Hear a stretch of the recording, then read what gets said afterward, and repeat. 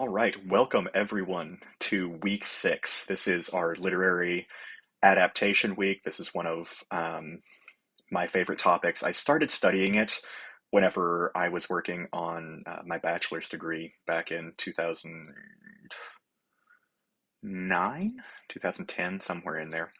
Um, and and I just kind of fell in love with the idea of adaptation because it just works so smoothly with the way my actual brain works.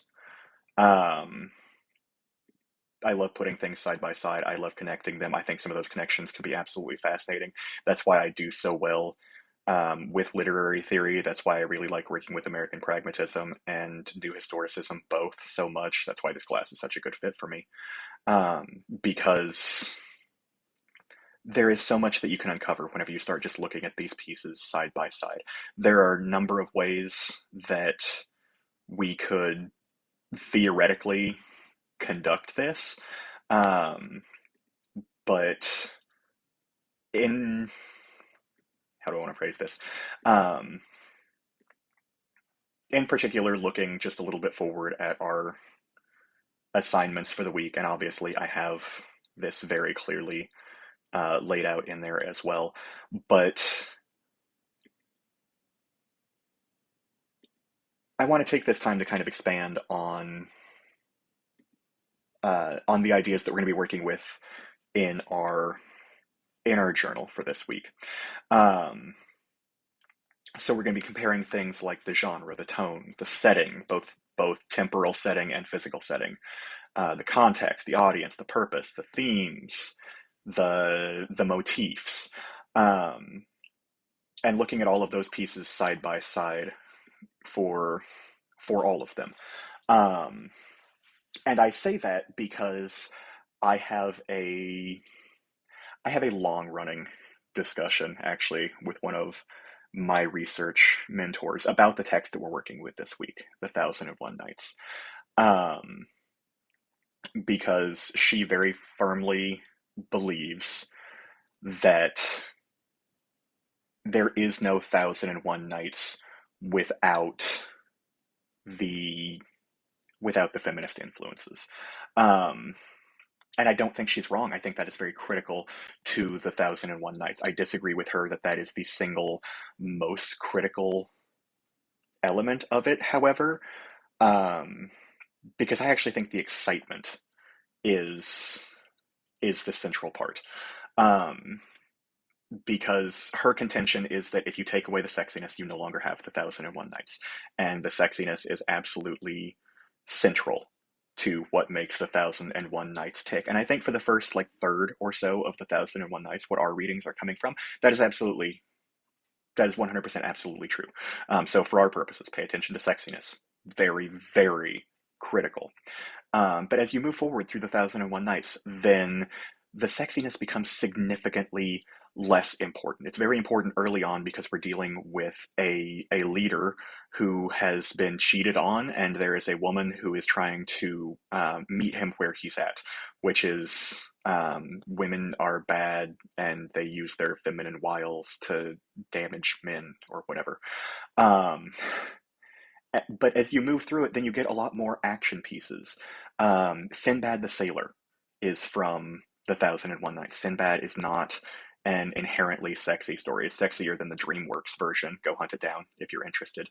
Um, but it's not critical to it. Same thing with Aladdin. There is some sexiness in Aladdin, a little bit, but most of it is about a guy who's just kind of dumb and gets a genie. Like the Disney adaptation of Aladdin is significantly kinder to the character of Aladdin than most adaptations of it are.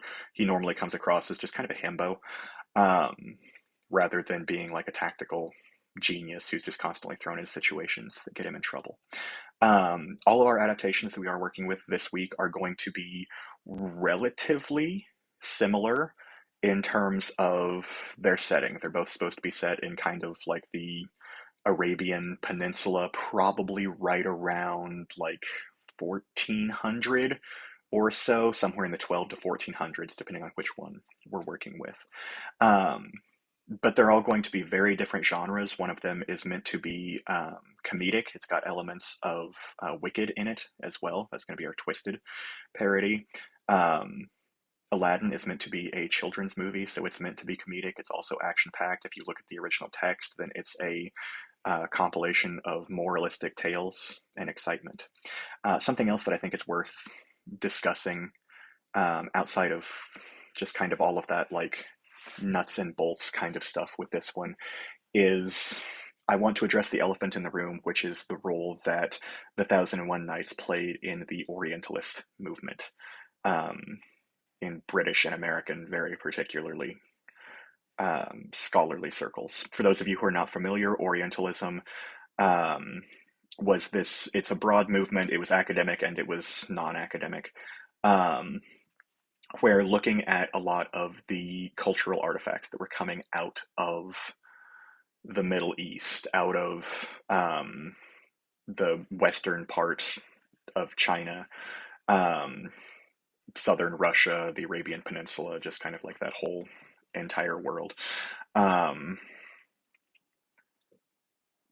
People had some very particular associations with it. They associated it with richness, with decadence. Um, there was sort of this over the top interpretation with it.